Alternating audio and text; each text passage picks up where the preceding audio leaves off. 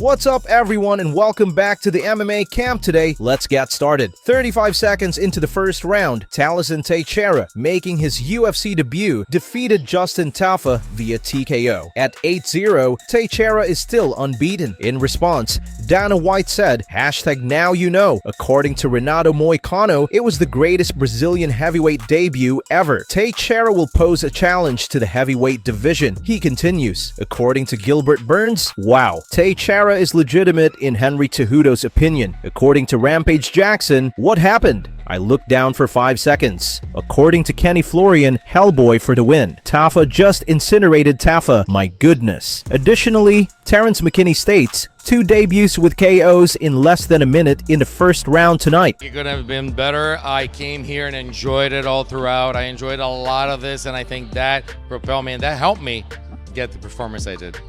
I think it happened the way it should have happened. I think I worked hard, so I finished the fight at the first opportunity I could. Contender Series is actually a really tough test because there's an added pressure because you're not in the organization anymore. You can win and not get the contract, and you're not in once again. And here you're into the organization. I think the pressure is a little less. And then I don't have a problem fighting in other people's homes and fighting in their house. We just put it all together there, and we do the work so we can actually get a win at the end. So not much pressure. You just come in and you do what you need to do. Go home, relax a little bit, see what the organization is going to put us through. I think I have a lot of things to show this organization and everybody else. The job ain't done. We got a lot to do still. I'm going home. I'm going back to Bahia, specifically to Ilhéus' beautiful beach. I want to chill with the family and turn around quick and go straight to the gym. In response to his defeat by Dricus Du Plessis, Sean Strickland has released a statement. John says Dricus fractured his nose 6 times in a video that was uploaded to Instagram earlier today. Hey, what up guys? We've been here once or twice. I'm so grateful for your guys' support, man. You guys are so awesome. Win or lose, you guys always ride, and I appreciate you, Dricus. That's off, man. Hell of a fight. Broke my nose like 6 places. Silver lining is your nose is so broken, it's really easy to reset. So, it was a new experience. But, I'll be quick. I get so many messages from fans, friends, family, like, hold your head up, it's okay. And you guys, man, I'm good, dude. Losing sucks, but, we all lose in life. And I talk to so many people, whether they lose their job, their girlfriend breaks up with them, and they just find themselves in this hole. But me, I love the misery. I love the suffering, because when you're miserable, when you're in pain, when suffering, the moment that's gone, and it will end, and there will be a new day, a better day.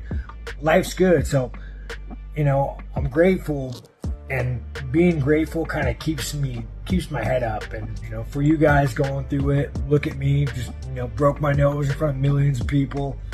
Sucks, lost a fight. And I still gotta wake up tomorrow, hold my head up, and be like, hey man, it's a new day. Gotta sack up and be a man. So for you guys going through it, look at me, and I hope that your day gets better.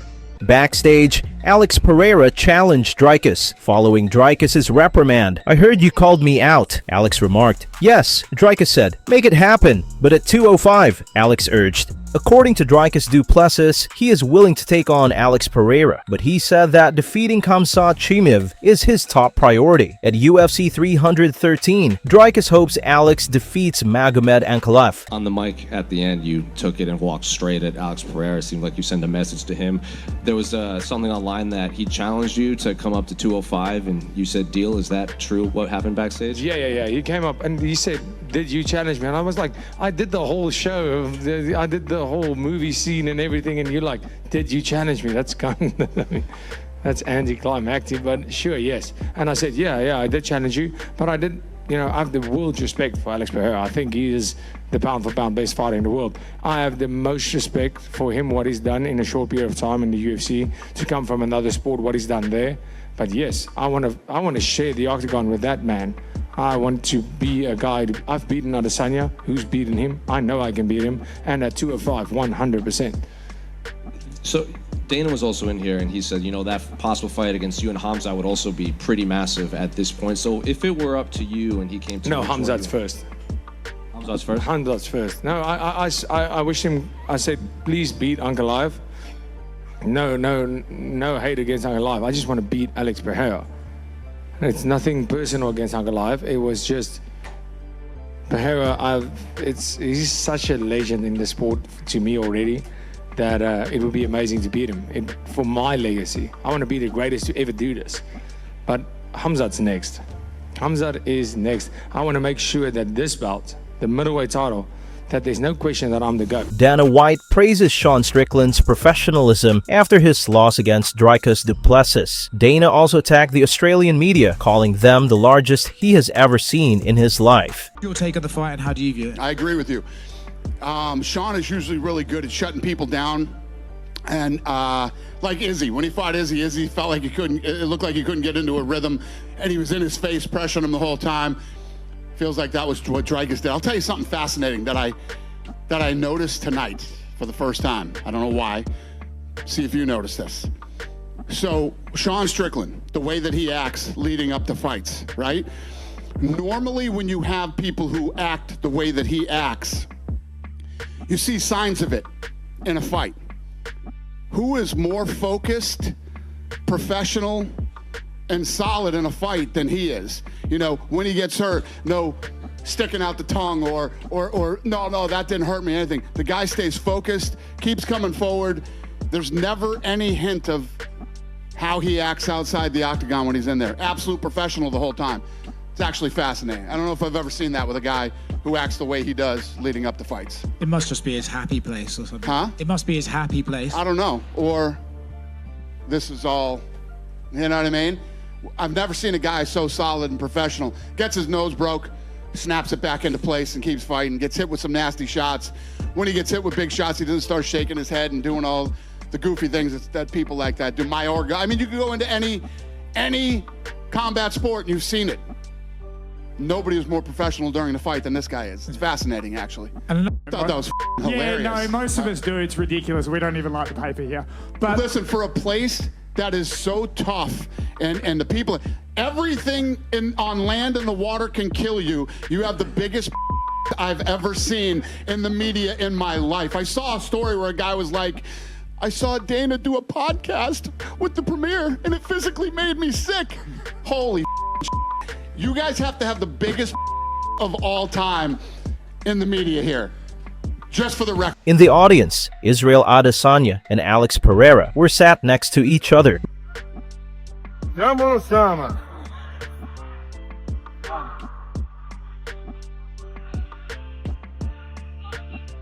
With final round revival, available on all UFC 312 main card fights.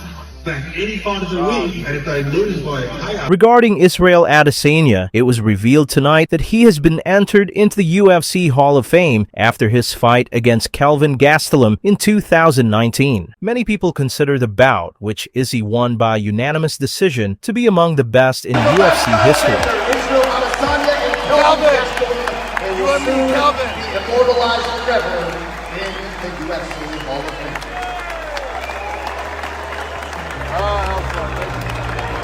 Izzy then took a moment backstage to thank Kelvin directly for the war. To be honest, I'm surprised I'm not crying. Hey, I'm kind of present, I'm lucid, I'm just really taking it all in. And I do feel all the emotions, but I'm just kind of grateful. And again, shout out to Kelvin. Without him, it wouldn't be possible. So this wasn't just for me, it's for me and him. Even though I won the fight, me and him won that life. So yeah, Kelvin, gracias. Thanks so much. Again, I'm just kind of present. Nothing too crazy. I'm just in the moment. Everything's in check. I'm grateful. And I'm reminiscing on what was and then thinking about what will be. I was surprised. That was fully, like when I was like, nah, Hall of Fame, I was like, couldn't be me, I'm too young. And when they said middleweights, I was like, God damn it, they got us. But again, I won't fight it, I'll accept it. If they want to honor me like that, I'll take it, and I'm grateful, very. It's dope to see even like a former opponent like DDP, my boy Michael Venom Page, my brother. My peers respect me and respect the work that I've put in, so it feels good to be seen and acknowledged. I wouldn't change anything, man. That fight, the week up leading up to that fight, things behind the scenes, everything. I wouldn't change anything because of how things turned out. And again, gratitude is my attitude. I'm just really grateful in this moment, just like taking it all in and just kind of like stepping back like, fuck, that's crazy. we'll find out. But I think it's going to be special. Maybe then I will cry. But at the moment, I'm kind of just, again, taking it all in. It's all fresh. I'm being lucid, and I'm just like, yeah, we're here. Alex Pereira received some words from Magomed Ankalaev. At UFC 313 next month, Magomed will face Alex for the light heavyweight title. This is what he posted to X after UFC 312. He penned, "At Alex Pereira, this guy keeps traveling, and he forgets that he will be fighting for his life on March 8th. He will never be the same after this fight. At Dana White, mark my word." He followed up by saying, "I never want to hurt someone in my life like I want to hurt Alex. He is a fake humble boy." He concluded by saying, "I've been climbing mountains, chopping wood, swimming in freezing lakes, and Alex has been dancing and making videos like TikTok chick." Details of a chat Daniel Cormier had with Alex Pereira after UFC 312 were revealed. Cormier disclosed that Alex's response to Dricus Du Plessis calling out Pereira was, "Dricus is just too small for him." Sean Strickland knew that he needed to do more, but he never could get started. Dricus Du Plessis, the man in the octagon, he calls out Alex Pereira. I told Pereira after the fight, I go, "He wants you, Pereira." Pereira goes, "He's just too small." Seriously, Pereira goes, "This man is just too small." You know, so Alex is huge though. I mean, he looked massive compared to Dricus. And I love that Dricus has these big goals. I just think that he still has work to do at middleweight before he starts thinking about going up. Khamzat Chimaev being problem number one. But watching Dricus today, I don't know that Chimaev just drives across the mat and takes him down. He's so good at what he does. He's the man. Dricus Du Plessis is the man. And once again, proved that. This guy, it looks like it's going to be very difficult to get the belt off of him. I know Chimaev has a massive following and people like him. He's been dominant.